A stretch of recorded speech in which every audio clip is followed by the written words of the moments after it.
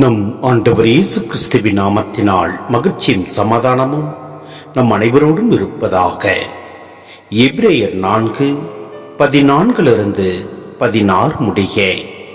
எனவே வானங்களை கடந்து சென்ற இறை மகனாகிய இயேசுவை நாம் தனிப்பெரும் தலைமை குருவாக கொண்டுள்ளதால் நாம் அறிக்கையிடுவதை விடாது பற்றிக் கொள்வோமாக. ஏனெனில் நம் தலைமை குரு நம்முடைய வலுவின்மையை கண்டு இரக்கம் காட்ட இயலாதவர் அல்ல. மாறாக எல்லா வகையிலும் நம்மை போல சோதிக்கப்பட்டவர், எனினும் பாவம் செய்யாதவர்.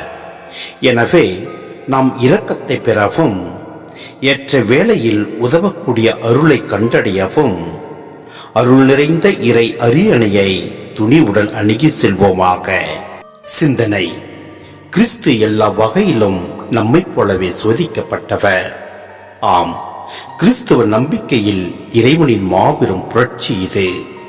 எல்லாவற்றையும் கடந்து இறைவன் தாமே விரும்பி பாவம் தவிர மனித அனுபவங்கள் அனைத்திற்கும் தம்மை உட்படுத்திக் கொண்டார்.